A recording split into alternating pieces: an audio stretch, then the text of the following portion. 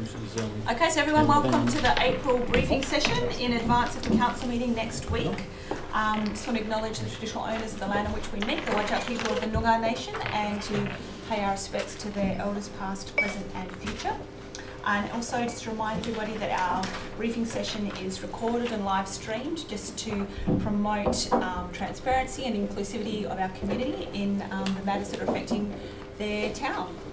So, item 2 is attendances and apologies. So Mr Haggart is on leave and we have Salvatore here representing him this evening as the acting director.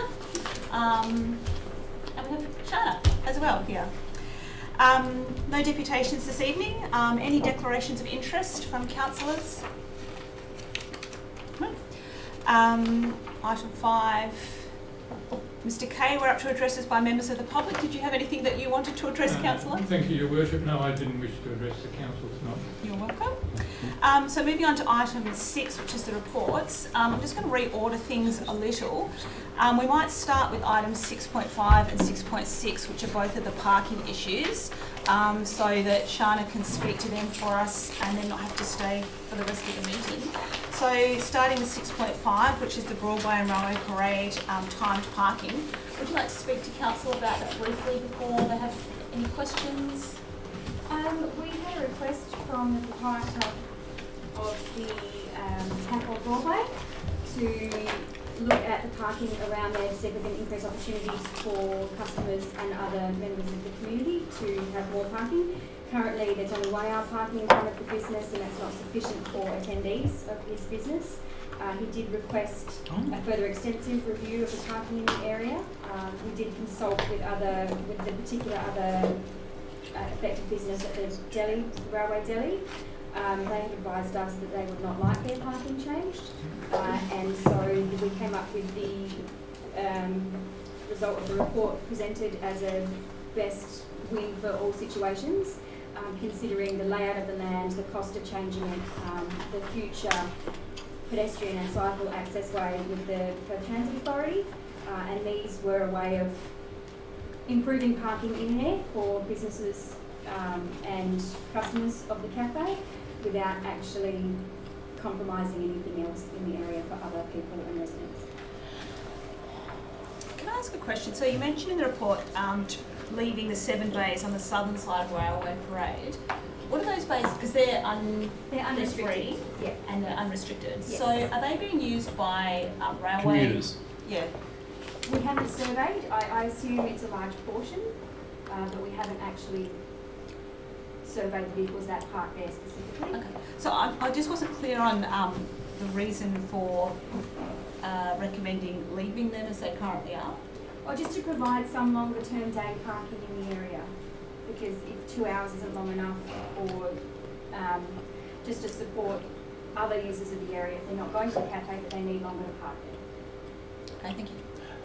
Yeah, just on that, that's a little bit of flawed logic because I certainly catch a train quite frequently to the city for work, and I'm there at 7:30, and they're all largely gone by 7:30. So I'll suggest that it wouldn't be people that are utilising the businesses there will be commuters on the train network. So, and then because then obviously parking there, they get away with without paying the $2 fee for parking, obviously in the allocated provisional parking. So potentially it may just be in the interest just to put up signage there to try and avoid long-term parkers, because at the moment I understand you're saying to leave longer options, but at the moment nobody else has an option unless you're basically there at 7 AM or 6:30 to grab them before they're gone.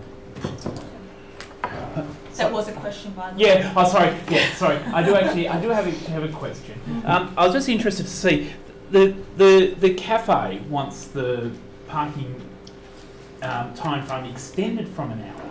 Yes. That's anyway. I mean, I would have thought you want turnover as such. Normally, it's the reverse. Any particular reasoning? I was not at the on-site meeting where he put the proposals forward. I would assume that he's getting feedback from his customers saying that they can't stay and have lunch and have a chat within an hour. But maybe 2 hours would allow them to have that to be served their meal and eat it and then move on. Oh, and I do have a further question. How often do we monitor parking and infringe in the town? When we are able, and if we do have a report of extended overstay or a continual problem, we do blitzes of the area and target it when we can. We don't have a dedicated parking officer, so it is curtailed into when the rangers have the opportunity. Thank you. Any other questions on this item? Okay, so then 6.6, which is the Hardy Road verge parking. Sharma, again, do you want to speak to this quickly?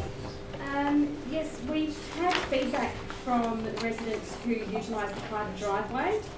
When they exit, they feel that it's not safe for them to exit onto Hardy Road with the layout of the land and if there's vehicles parked and specifically replicate the complete obstruction, but we do recognise that a vehicle parked there is within the line of sight. We were able to navigate around it, but we acknowledge that it is there, so we've got feedback from all the other residents in the area, those that may be affected by the restrictions and those that are affected by the parking using the private drive, and those survey results are in the report. I just had a question, and I think obviously there's been fairly strong feedback from the people. You just mentioned in there that the survey recipients were advised that installation would require 50% or greater of the respondents to support the proposal, or that it wouldn't be implemented. I was just wondering where that came from. Like, is that something that's legislated, or because normally our surveys aren't, we don't make a binding. Yeah, it's just been a policy position that town's held for a number of years in regards to so there's a level of support before we move forward. So, for example, in this situation, if we've identified a problem and then we didn't get the support, we've already said to them that if we get 45%, but we still know there's a problem, this could solve it. We've put ourselves in a position where we're not able to act. I mean, council can obviously make a determination the way that you would prefer. I guess I'm just flagging it. If we've sent this out in the letters to people, it then takes away our ability to make that decision to some extent. I don't know.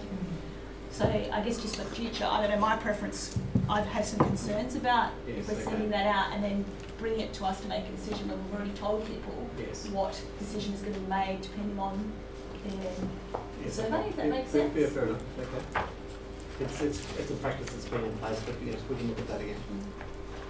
I don't know, other people might not be concerned. Any other questions?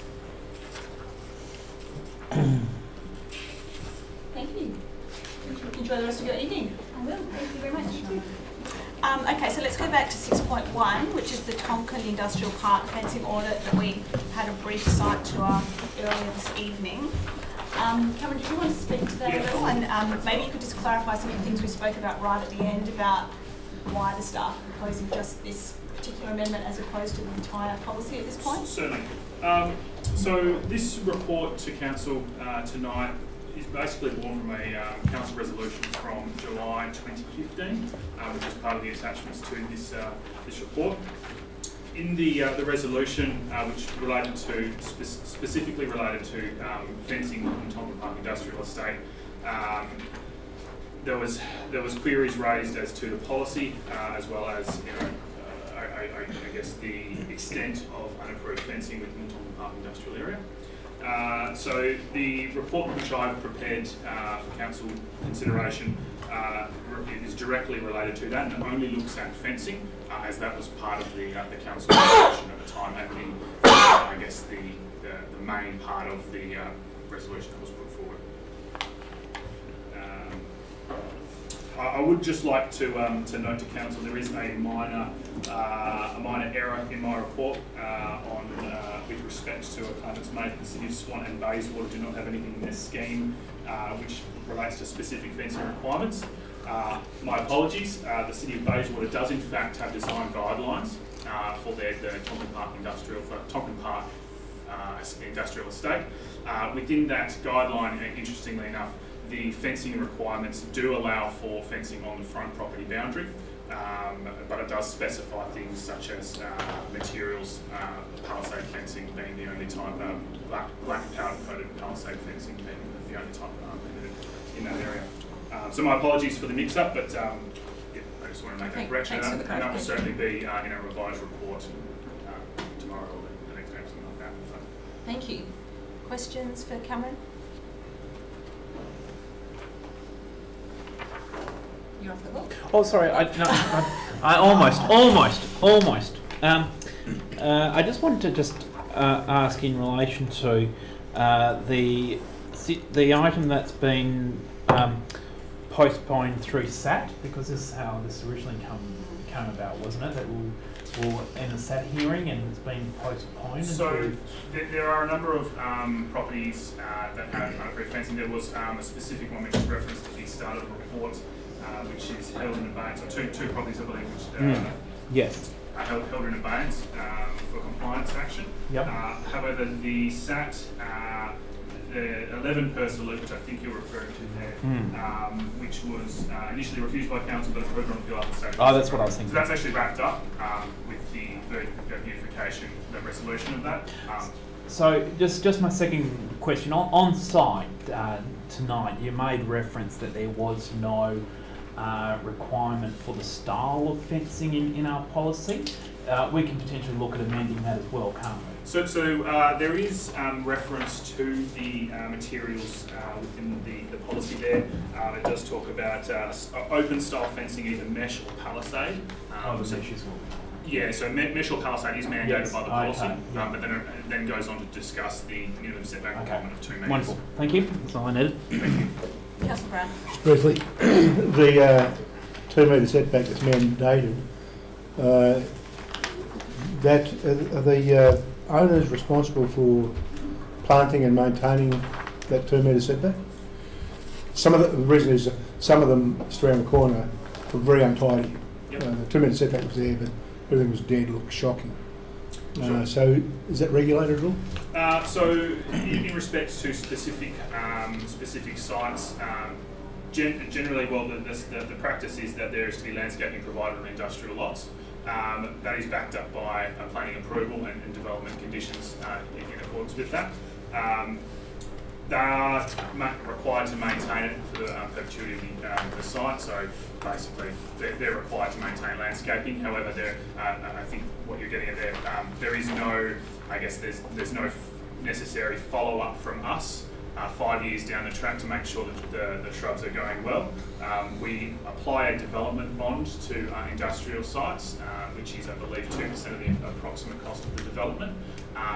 Once an industrial site has been completed, with landscaping strip provided at the front, the applicant will apply to have their bond refunded. At that stage, we go out and make sure the landscaping has been installed.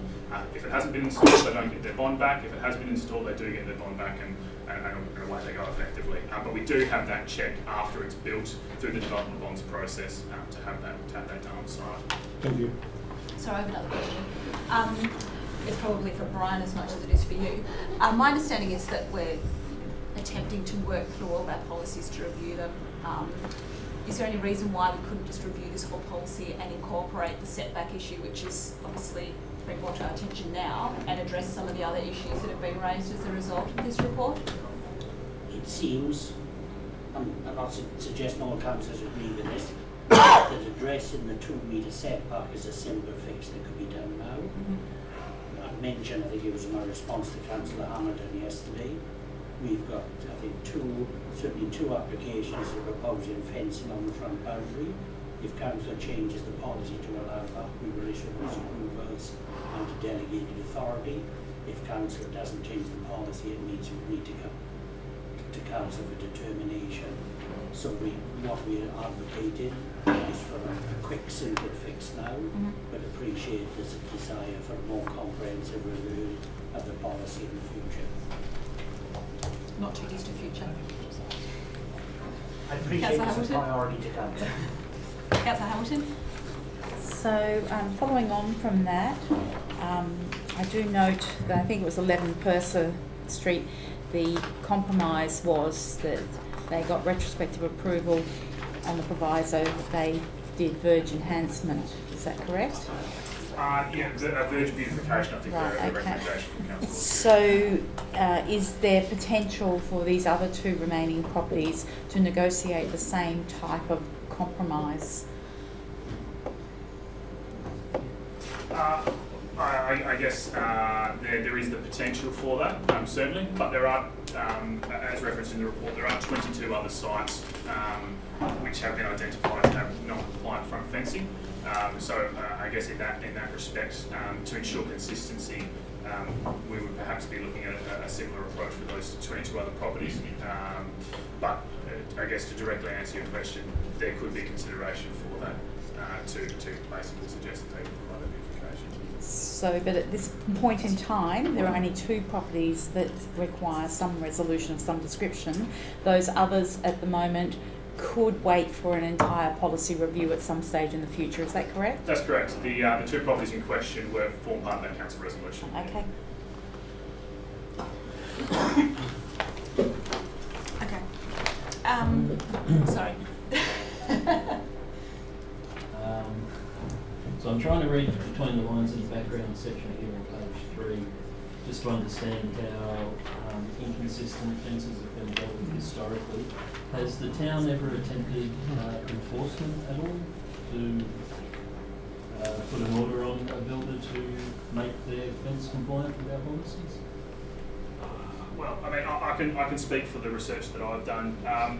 There's been an inconsistent approach historically based on approvals issued in the late 2000s, early 2000s. I guess to directly answer your question, there hasn't been in the past. It seems to me that, as from an officer perspective, that the issue is not serious enough to really contemplate legal action.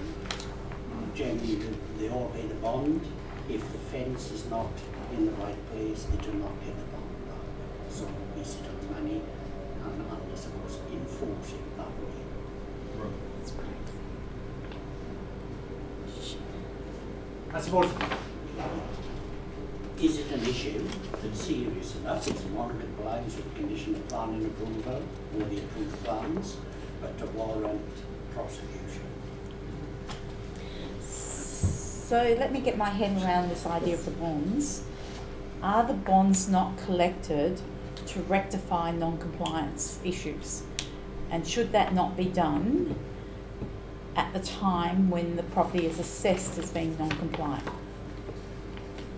Council does not get access to the bond. It's not a bond that's transferred to the town for the town to undertake the work. The bond just sits in an account and it is not returned until the development is completed in accordance with the approved plans. And we can't access that money, can we? Okay. Any further questions? Quick, Cameron. Thank you very much. Sorry, thank you.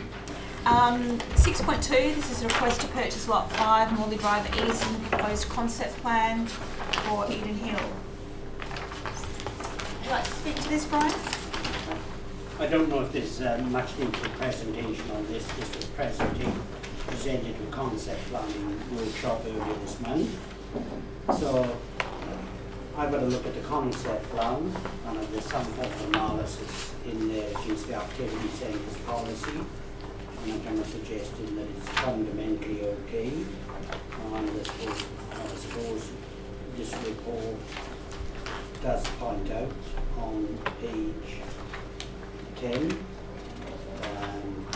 that in my opinion the concept plan meets the objectives of councils.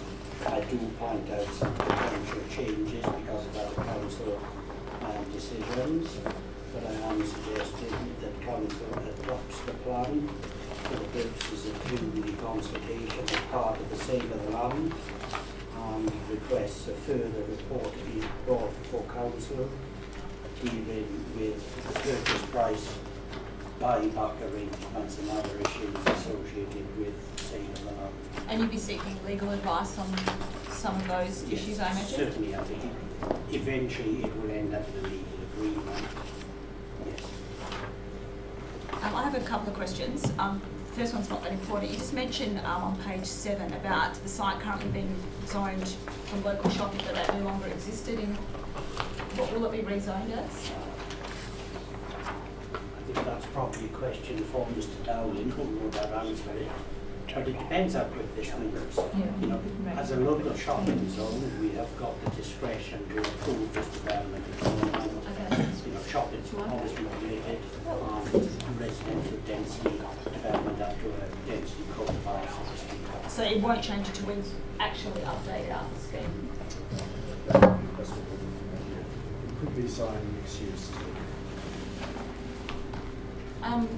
I have another question about car parking. So it's mentioned in here that car parking is proposed at a rate of 4.8 bays per 100 metres square. So we've had a couple of informal conversations about car parking and tree ratios. Is there going to be an opportunity for us to update that at some stage soon so that developments like this we can, because I think there's been some discussion around potentially 4 bays to 1 large shade tree, but we don't actually have that in writing at this point. Simple change, simple in change is everyone 1 for every 4 bays as opposed to 6 bays. Council could achieve by policy or just by condition.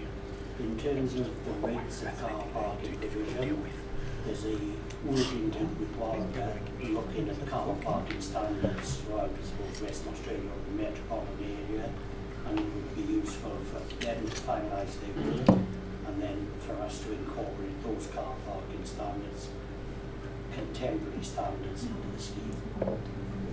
Also, local transport plans to look at reviewing those parking ratios as well. I can't recall at the moment what they've done. Okay.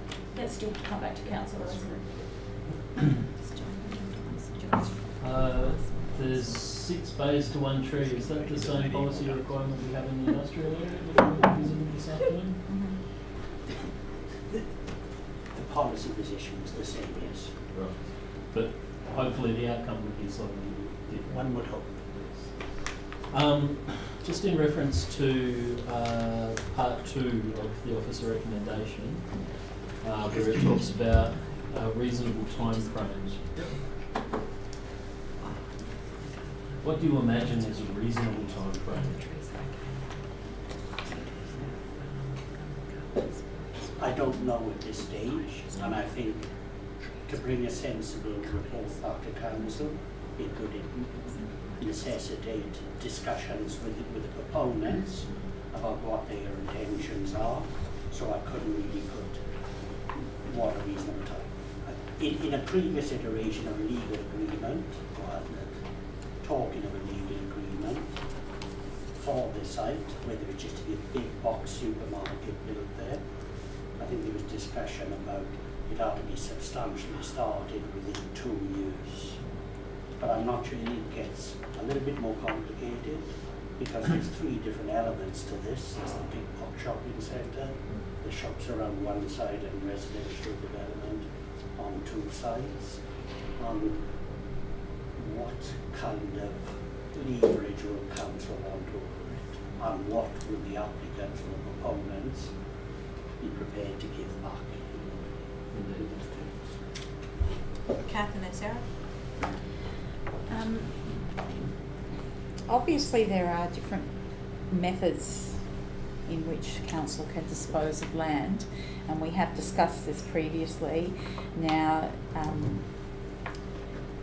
by accepting this officer's recommendation, we are to an extent limiting ourselves to negotiation with these particular proponents, whereas if, for instance, it was put out in the open market as an auction, we could theoretically sell that land as is.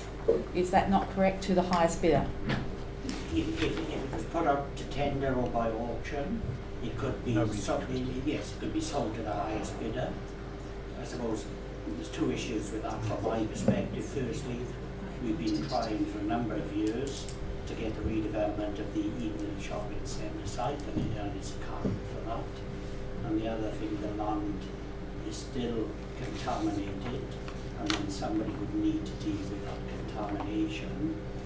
So it's whether or not it's dealt through this process, or council wants to get the site clear and of any form of contamination before selling it on the open market. Right, so I do understand that, but I also know at auction you can sell land, contaminated land, as is, so long as it's declared. So there are options, advantages and disadvantages to the different processes. The reason I ask that is because accepting point 1 without resolving point 2, then the items mentioned in point 2, seems to be perhaps a little bit, I don't know, in my mind, preemptive, and I'm wondering why we would not, I don't understand why the details would not be resolved prior to accepting any part of this. The recommendation is just deliberately trying to lock away the concept plan to say council's happy with that. It will take a little bit of negotiation to resolve those other matters. Because where I see it, I think through private briefing sessions, that the council and the proponents may be probably supported to the moment. And it's about bringing something closer to come back to council. So, sorry, just carrying on from that, you've indicated that there are some changes that you yourself could see happening in this concept plan. So I'm a little bit confused, because if we adopt, as mentioned in point 1, where does that leave us with making amendments to this concept plan? So you're saying, are you referring to the 3 points on page 10 where it's talking about the tree preservation, the potential well, the officer's reorientation? The officer's recommendation is that we adopt the Eaton Hill Master Planning Concept Plan prepared by Taylor Robbins, which is this plan in front of me on the attachments. Yeah. For the purposes of advertising the future proposed sale. Now, my question is, Mr. Reid has said previously, about 10 minutes ago, that there were some changes that he could see potentially being made in this plan.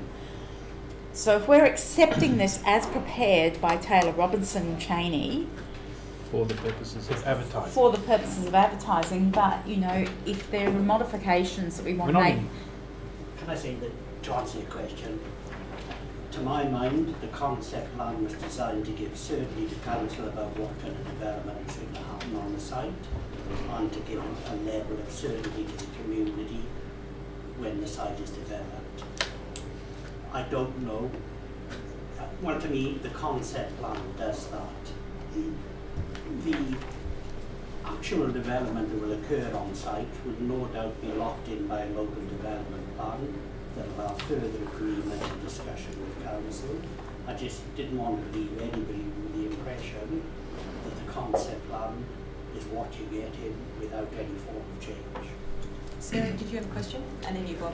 Yeah, I just wanted to ask about the Morley Drive facade. Is it, because you've said it's a planted / art facade, is that an either or is it both? To be honest, which will need to be, those are the two options shown on, it was one option with those kind of two options shown on the concept plan. Oh, there's two. Oh, I could only see the art. No, I think the annotation to it was green wall art space or something. So this would ultimately be decided by Jada, though, wouldn't it? Yes. But we can make a But I can recommendation. say that if council wants greater control, it could happen through the legal agreement for the sale of the land and through any local development. Okay, so just to be clear, Sorry, Bob's left.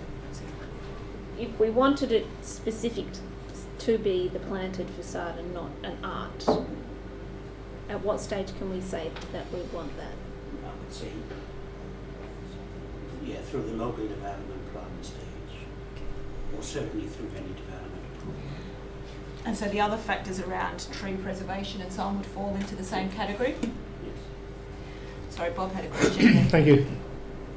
Just to be clear, the proponents would pay market value, and that market value would be determined by the town, not them? What happened previously when the previous proposal came to council, there were two valuations which were about, I think, $175,000 apart. Then the two valuers got together and agreed a valuation which came to council. The only uncertainty is the remediation if contamination is found, and that is not certain as yet. Is that right? Historically, it's a contaminated site because it was a former service station site. There was a problem with the cleanup of the site, that it did not meet the audited requirements to say the site is now remediated. Okay, but we are confident that if we were to go down this path of least resistance, and that is make it a component of the development, Yes. we would get at or near market value for this corner lot. Yes. Thank you. And that will certainly come back to council, together with the valuation reports. Thank you. Mel, you all right? Yes. Sorry, deep in thought. So just so I understand it, the purpose of part 1 of 6.2 there, where we're adopting it, is that just that we're adopting it as the justification we're giving to the community for why we're entering into private sale with one person rather than going out to auction? It's part of that, yeah. And there'll be, I suppose, the new word, a narrative as part of the advertising, saying why we're doing it, but it's to give some level, and I say certainty, what the kind of build form is going to be if this goes ahead. So it's for the community. So can we ensure it, if council agrees with the officer recommendation next week, that part of that narrative reinforces that we'll make sure that there are some controls in place to ensure good quality development? Because I know we spoke about that at the briefing session, but just to ensure that that message flows beyond this room to the community. To an extent, show that remains. Any other questions on this item? Thanks, Brian. So we're going to move on to 6.4, which is the Town of Bassendean Best Practice Non-Chemical Weed Management, and we'll come back to 6.3 later. So Jeremy's not here, but was there anything that you wanted to speak to on this item, Simon? Just to advise that there's been quite a lot of reports on this issue over the last few years, and that the MRC has provided a report which is included as an attachment, and the intention is that we are looking at, as part of preparing a weed management strategy, we're having a forum and having that forum used as a means of going forward. So this is just, I suppose, an interim report to provide council with an update. Questions? Melissa, and then John. Yeah, I just want to ask, so out of the MRC report, it talks about mulching and steaming being some of the most kind of effective ways to go. I'm just kind of thinking of the bushland areas we have, and do you foresee that there are many areas where that could be applied? No, I mean, yeah, not really, because the treatment, the steam treatment trial that was undertaken by the MRC didn't take into consideration a couple of issues. One was, it's fine to do that in a garden situation, and you want to put mulch over it, but to do it in a bush situation, you wouldn't do that. It's completely against best practices. The other thing that this trial didn't take into consideration was the cumulative effect of the different types of treatments. So there was four treatments that were provided, which was they called it salt and vinegar, which sounds like you're having it on chips, but it's actually acetic acid, which is that would potentially change the pH of the soil. So that if you're doing that repeatedly, that's not good for our soils at all. Pine oil also has the same type of situation about changing the pH, so pyrotic acid. Steam, of course, the town has adopted that, and we are using that for our hard surfaces. But the other treatments aren't really suitable for paved surfaces because of that cumulative effect, and that if you go into the waterways, then that has some impact. So I think the idea is to have this workshop with our community, or a forum. Not really a forum, to have guest speakers come in, talk about some of the best practices that are applied for the appropriate location, and so that would have some type of information that we can go forward to provide a weed management strategy to council. So we do actually have a weed management plan which we use for our bush areas, and we regularly do annual weed audits. by an independent contractor to tell us how we're going in regards to our weed treatments, whether there's an increase or decrease in the weeds, and how we can best manage that. So that's regularly undertaken. So in a number of our bush areas, we're actually having a decline because of the types of treatments that we're using, and our bush areas are actually improving in quality. Thank you. John, you had a question? Yes, thank you. Look, I just note point 3 that said on July 7, 2007, officers wrote to Minister Dave Kelly and Minister Rita Safiotti requesting they support the town's decision to ban the use of glyphosate on hard surfaces and asking the state government to utilise non-chemical alternatives to the treatment of weeds in the town boundaries. The only problem is I've looked in the attachments. Could you just refresh my memory? I think we got a response back. Can you remind me what response was that we received back? Yes, there was a council resolution to write to those ministers and their agencies, and the response back from Main Roads was that they would continue to treat their weeds along Guildford Road. However, then we wrote back again saying that wasn't acceptable. But so there's been a bit of a toing and froing in regards to now who's responsible for what in regards to Guildford Road, and so you've had an issue in regards to weeds which are accumulating at some of our intersections.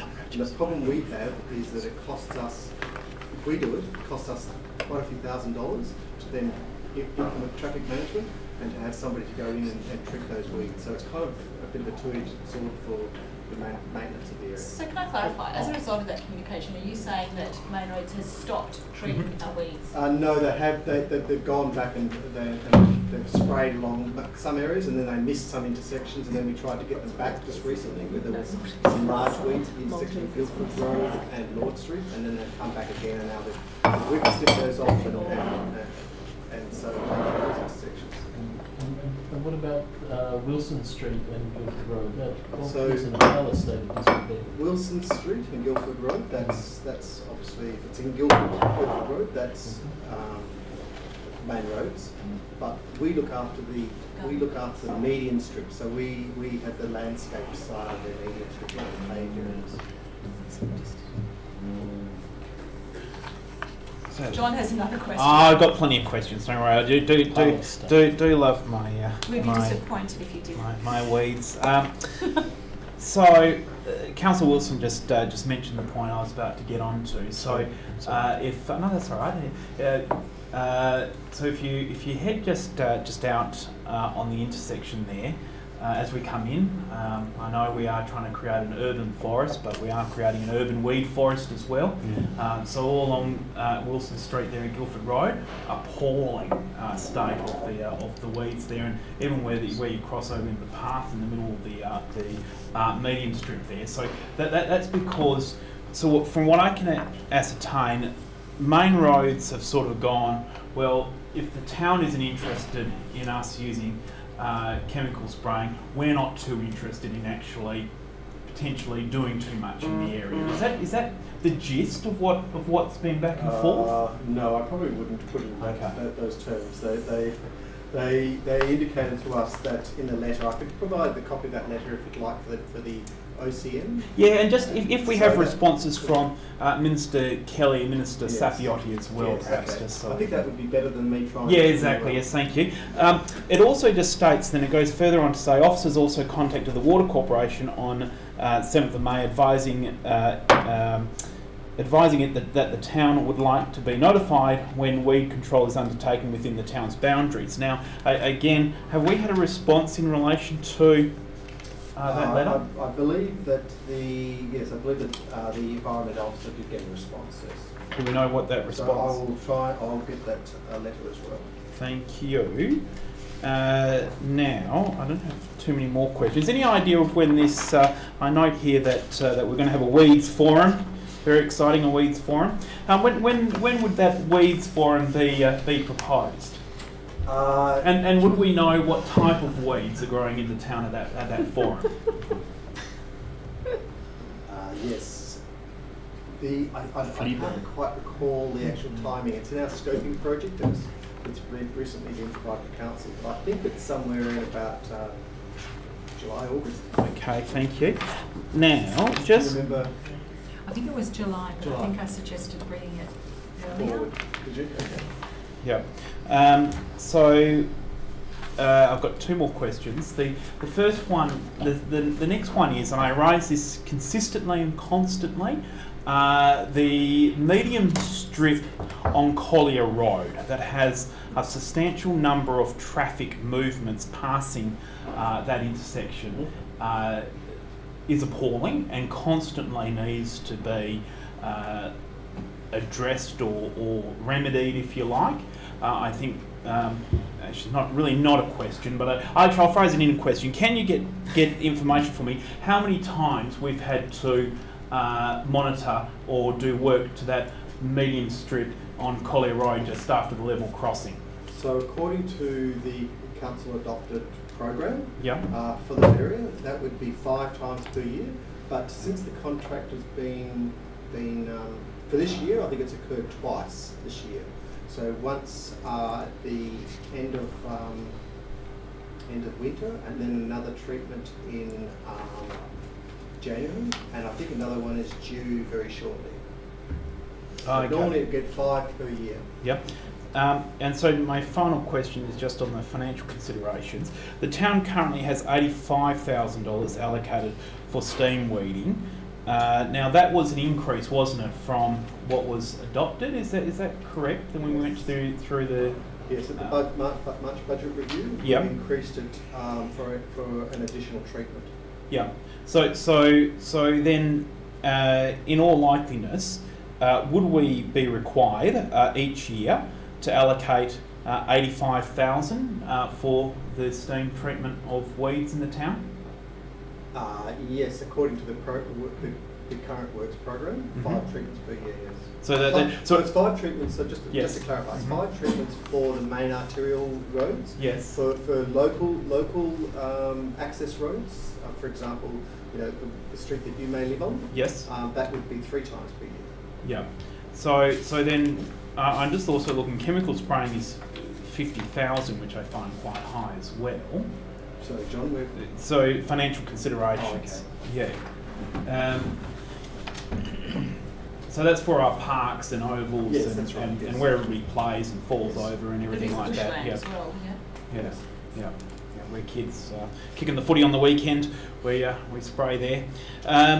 So is that was that what was the cost overall each year when we didn't have the steam spraying for control of weeds?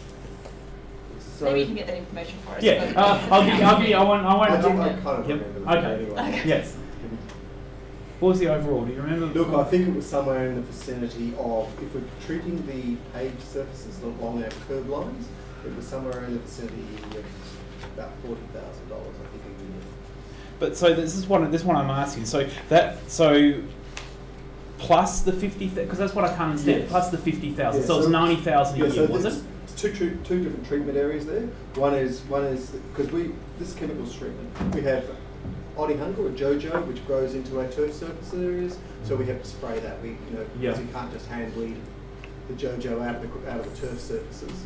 So we spray those. So what I'm asking though is that's the chemical spray. Prior to us ever having steam or anything else, when we purely simply dealt with it via glyphosate and stuff, what was the overall? Oh, look, I definitely would okay, put that on notice. Thank you very much. That ends my question. Sarah? How many, since August 2018, when Councillor Mikachuk moved her motion, and it had 5 points in it, how many chemical weed treatments have been undertaken on the garden beds along Old Perth Road? It's spot spraying, and I don't know that number, but we did get a contractor out to give us a quote. The company that's actually doing our treatments for our other areas, our paved surfaces, and the information in regards to his response is included in the report. So he's indicated that that median strip down the centre wouldn't be practical for them to treat because of the number of plants, the type of head that they usually use for saturated steam, because it has a larger head, so they can go over the weed and actually kill it. So that I understand. Yeah, okay. So the recommendation was to utilise manual hand weeding. So since that motion was passed in August last year, which all councillors, I can't remember if it was passed unanimously, probably not. But since that time, being a council resolution, we have continued to chemically spray weeds in the garden beds along Old Perth Road in defiance of that motion. I would have to come back to you on that, but there hasn't Well, you been... just admitted that the spray has continued. I don't know if you asked me how many times, I don't know. Okay, so chemical spraying has continued since we moved this motion in August last year. Spot spraying, yes. Right. So I just raised this with the CEO earlier because I noted that as well, and I think you've made note of it. And So, can I get an understanding about the lack of capacity of our parks and garden staff to walk down our main street and monitor the weeds in the garden beds along Old Perth Road? Can I get an understanding about why they don't have the capacity to do that? Why they don't have capacity To hand weed. Hand weed. We have our Parks and Gardens team. We have one horticulturist who looks after our this side of the town in regards to our medium strips, and another one on the other side. So it's quite a large number of garden beds. So that's probably the reason. It's just the lack of capacity with the individual person to hand weed garden beds. So along our main street where everybody walks, Yes. you don't have time to hand weed. That's correct. Sounds like we need to make time. Sounds like what? Be great if we could make time. No, it's not But, about you know, making time. It's about the capacity of the person to actually do that job as well as all the other meetings. I understand, but this is our main street. That's all I have. okay, have we exhausted weeds? Oh, sorry, Bob.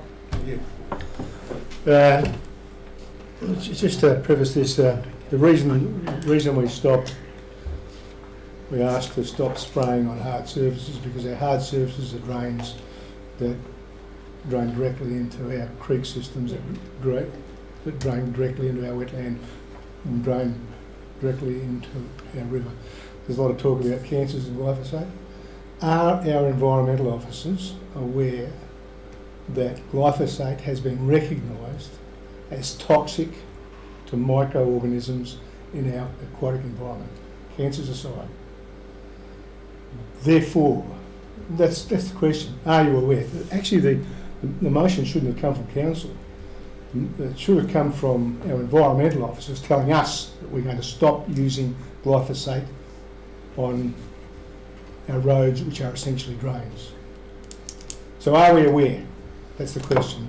That glyphosate is toxic to microorganisms in the aquatic environment. The jury is in. I'm not a environmental scientist. I have read some information that the APVMA has put out in regards to the toxicity of the glyphosate, and the information. I know there's been a couple of reports in regards to the impact that the product has on microorganisms, but I'm not sure about the level of toxicity. And as I've mentioned to you also, there's the other products that are used to manage weeds, as in that are titled as an organic, like for example the acetic acid, the pine oil, the pelargonic acid. They also have a level of toxicity that changes the pH and alters the soil. So I don't know, there'd have to be a study that would be undertaken on all of those products to see what the benefits or the impact of those products would be. So I'm sorry, I can't actually answer you. That's all I want to thank you.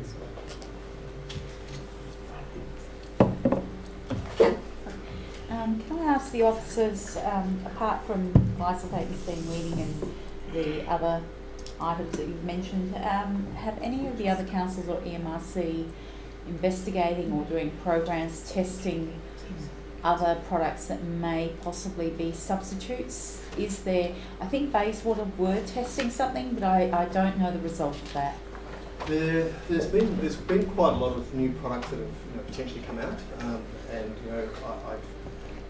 there's one called organic weed or something to that effect, and we've actually trialled those as well, and our staff have gone out and tried the product.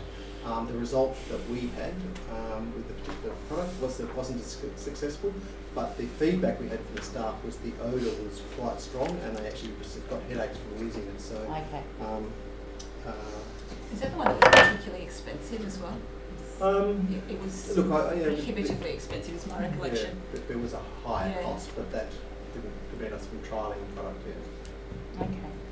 No, I was just curious, that's all. Okay, ready to move on? 6.7, Bassendean Oval Football Facilities Project Control Group minutes. So, Salvatore, yes, do we have to speak to that? The purpose of the report is for the Council to receive the minutes of the Bassendean Oval Football Facilities Project Control Group meetings that were held on the 21st of February 2018, 22nd of August 2018, 22nd of February 2019. Council first resolved to participate in the Business Oval Football Facilities business case development back in July 2017, and this essentially came out of a request from the State Government, Department of Local Government, Sport and Cultural Industries. I think it was in May 2017, which was based around that all WAFL clubs had received some rejuvenation or renewal of their football facilities. And Swan District Football Club was one of the last remaining clubs to receive that renewal. And so the proposal was to develop a business case only for the football facilities of the Swan District Football Club. So that was instigated back in July 2017. Since then, it's been essentially funded by the state government to develop that business case. So the town acts as a custodian for that funding and manages the business case consultancy.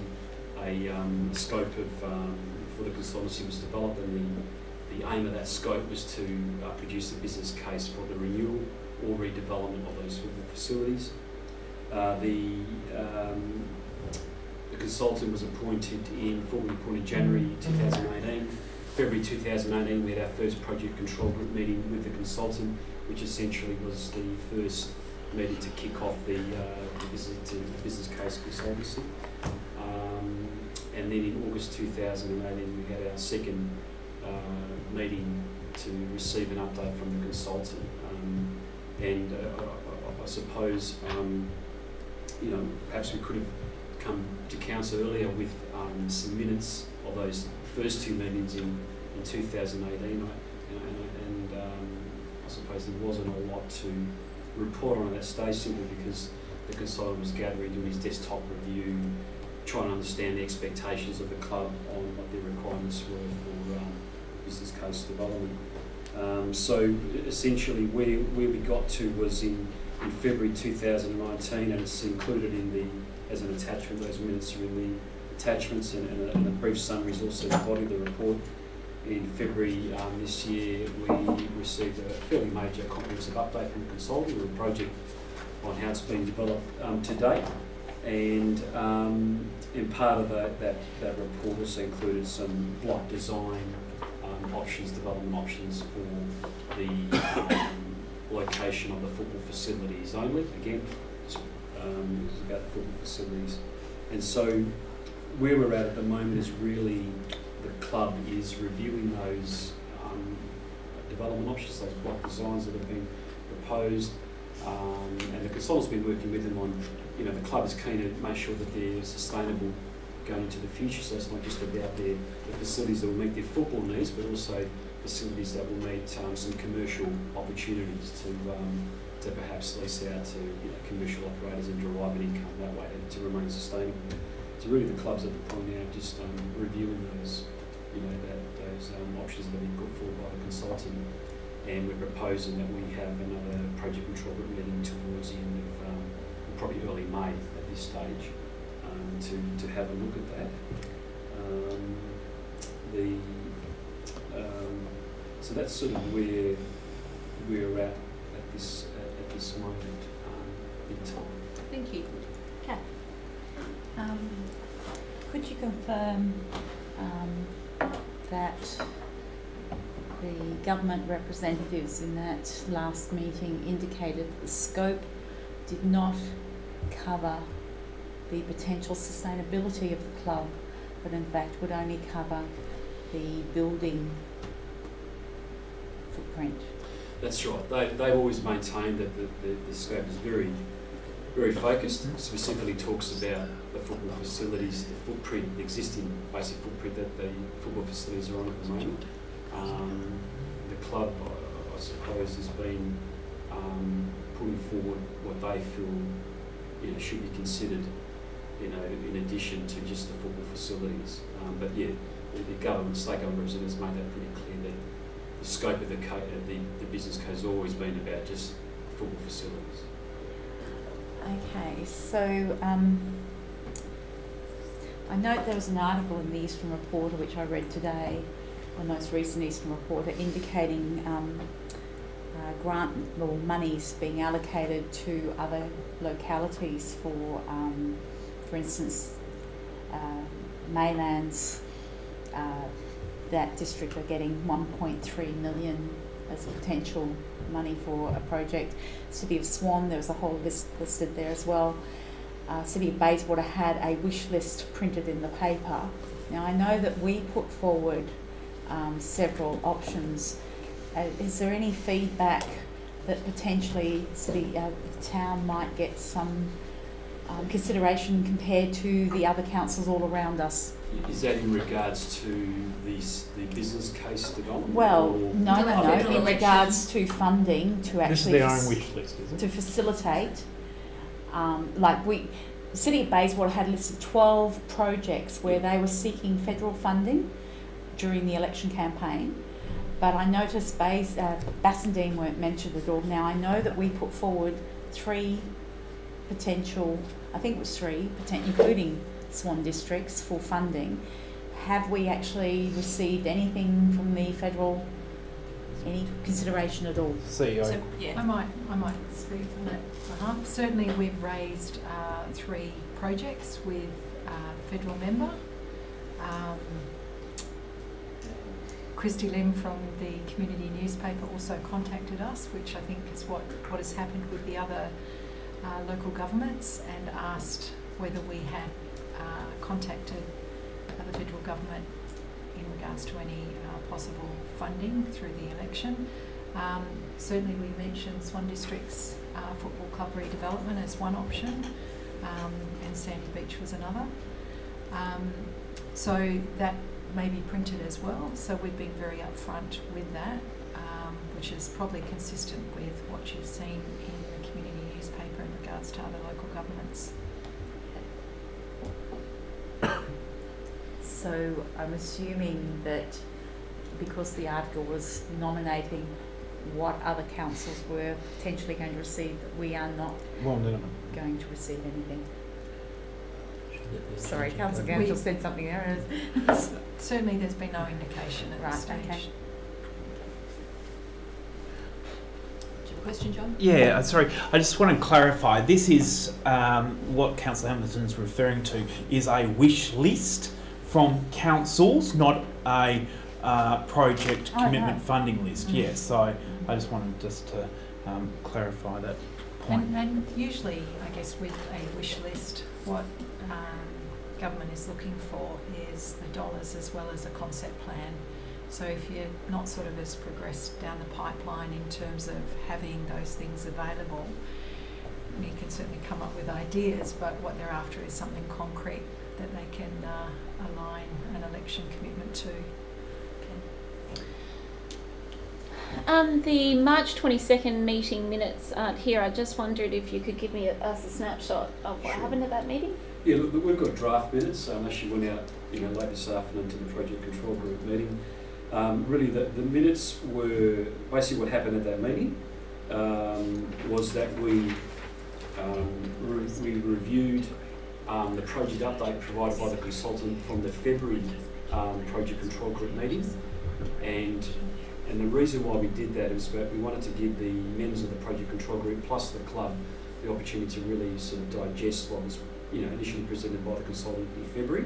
So we came back in March to discuss that, and I suppose the group sort of bandied around the pros and cons of those sort of the block design options 1 and 2 that were presented by the consultant, and it was agreed in February that we should invite a local member, which he was able to come to the March project control group meeting, and to be made sure that he was aware of the project. So come time when it was time to approach state government for funding for that decision to be made. So just on that point, I think because I spoke about the draft minutes as well, your intention was to include them as an attachment on the actual OCM agenda? Yes. Yeah. Yes. And it mentions here a PowerPoint.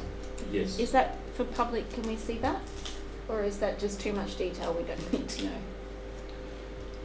Well, that was presented. The project control group had the intention of a lot of the body of that work in that project update, that PowerPoint, has been summarised in the minutes. Okay. And I suppose in terms of those block design options, those development options, that was something that I suppose the project control group was keen for council to endorse at some stage down the track before it went out for a period of public comment. So we're going to see it eventually. That's all I'm asking. Yeah. Okay, that's cool. Okay, any further questions? Thanks, Sal. Thank you. 6.8 Economic Development Committee minutes. John. Can I just ask, we skipped the tree. Why don't we we skip? can't. I had some advice that it might be better for us to discuss that behind closed doors. Okay. On this item, I just had a question, so I'm not sure whether you're able to answer it. I sent Liam an email about this item because I was a little bit uncertain about the recommendation, which first of all asks us to endorse the strategy, but then the second point is for us to consider it at a workshop. I would like to request that we have the opportunity to workshop it before council endorses the strategy.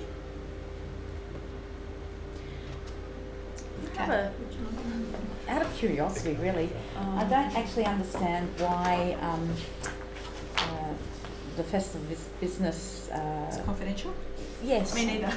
I really didn't get that. So confidential attachment number 3 is the draft master plan for the Festival of Local Business, and I queried why that was confidential as well. Yeah, I'm not sure. I would have thought ratepayers would like to know what their money's buying.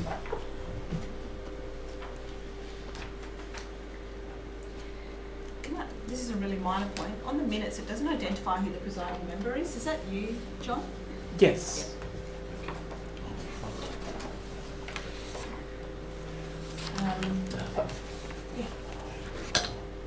Yes, I have a question.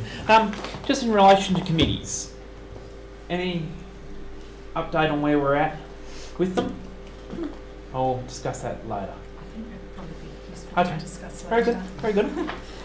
Can I ask, on page 4 of the minutes, just let me find it. Second paragraph? No, but if you've got something, go for it, Kat. Okay.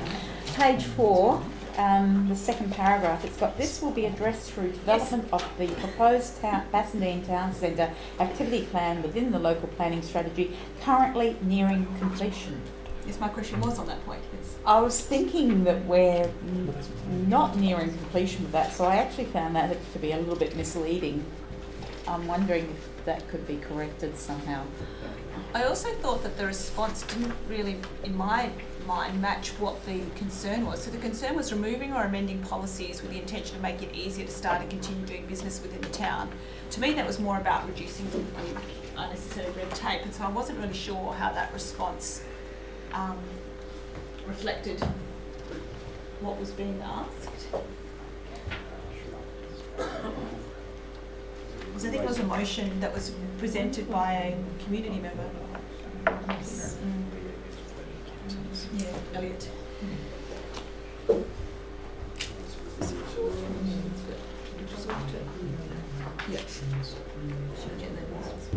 Any other questions on this item, Kath? On page 8 of the attachment, right down the bottom, it's got, please note further meetings are scheduled to meet on Wednesday, 4th of September and Wednesday, the 6th of November. Wednesday, the 6th of November is after the elections, and I really don't think that that should be in there. Yeah. Well, that's what I was asking Councillor Hamilton, but yes. Thank you. You put it much more succinctly than what I did. I think Kath was saying that one, the committees will be disbanded by that stage because of the election. Yes, yes, that's what I was referring to. Okay. Now, I don't know where it was, but there was something about takeaways and gifts. Now, bearing in mind that I had some comments about this last year, I would sincerely hope that it's not stuff that is contributing to landfill. Yes, you put it very well. Thank you.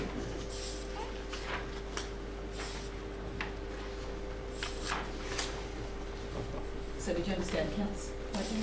So I think there must have been some mention to giving promotional materials away. Promotional make sure that they material. reflect the values of the town. Yes. Yep. Rather than giving away things that people are just going to throw in the bin. Yep. Good point. Okay, thank you, Sal. So 6.9, building surveyor determinations.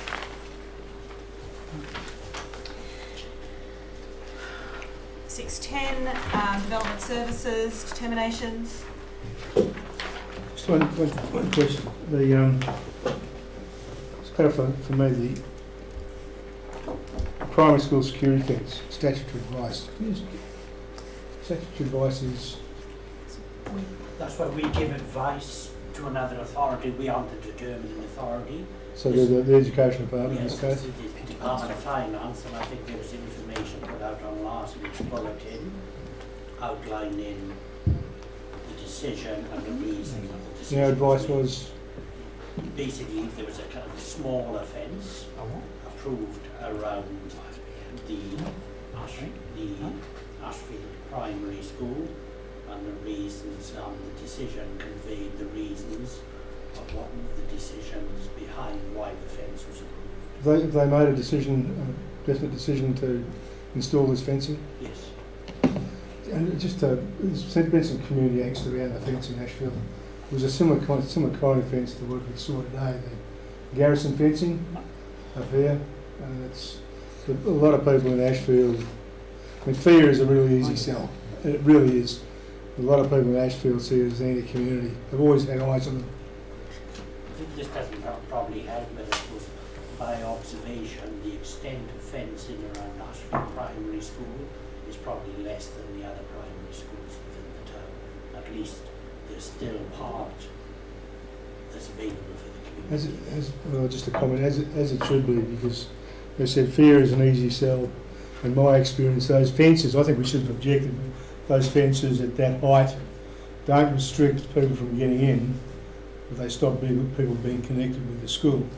A similar argument was made with the river recently. When people aren't connected with it, they have no interest in it. I think we should have probably objected. Thank you, Bob. Yeah. Okay. 7, there's no motion. 7, there's no motions that have previously been given notice of.